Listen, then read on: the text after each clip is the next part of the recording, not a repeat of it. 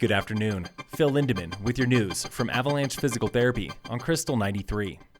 We're clearing up rumors now about this morning's standoff and 3-hour detour at exit 205 in Silverthorne. Silverthorne Police Chief John Miner. We located a vehicle that was related to a domestic violence suspect out of Idaho. We thought he was in the vehicle.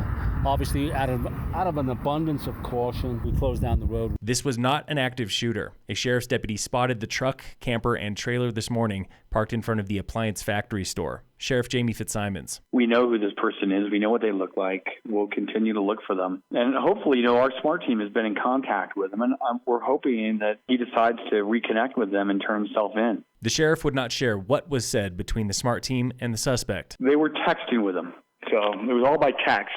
And at some point, either he turned his phone off or he, lost battery power, one or the other, but the phone's off. When authorities lost contact, deputies armed with automatic rifles approached the truck, guarded by an armored vehicle. They flew a drone, knocked out windows, and broke doors open with no sign of the suspect. He could have been armed at some point in time, but that might have been in Idaho. We don't know. We can't confirm. We have cleared his camper. The suspect remains at large.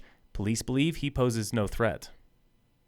Coming to the pad in Silverthorne tomorrow is Pride at the Pad. It celebrates Pride Month with yoga, live music, a fun run, and charity drag show. Emily Karish with Summit Pride. We're going to have some local men who are going to be transformed by professional drag queens into also drag queens, and it's going to be really fun. Transforming on stage tomorrow are Rob Baer, co-founder at the Pad, AJ Brinkerhoff of Angry James Brewery, Craig Simpson from Dillon Marina, and more. The show starts at 7 p.m. Ticket sales benefit One Colorado, a statewide advocacy group. Local fire danger remains moderate today, with no fire restrictions in Summit. In sports, the Rockies open a weekend series with the Twins today at 6:10. The Avalanche are trying to dethrone the defending Stanley Cup champs tonight for Game 5 against the Lightning. They'll be back in Denver, up 3-1. And in local sports, brought to you by Red Mountain Autos at their new location on Airport Road.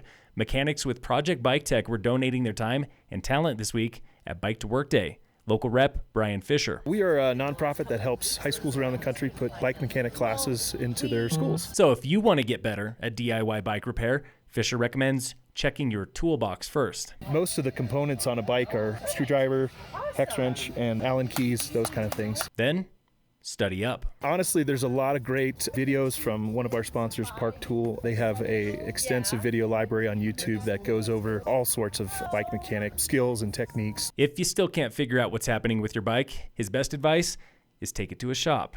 No shame in that. Arapahoe Basin is now open for summer with disc golf, the ropes course, and Via Ferrata, plus more. Starting next week, Thursday, is Locals Night at 6th Alley. They're open till 8. Phil Lindeman with your news from Avalanche Physical Therapy on Krystal 93.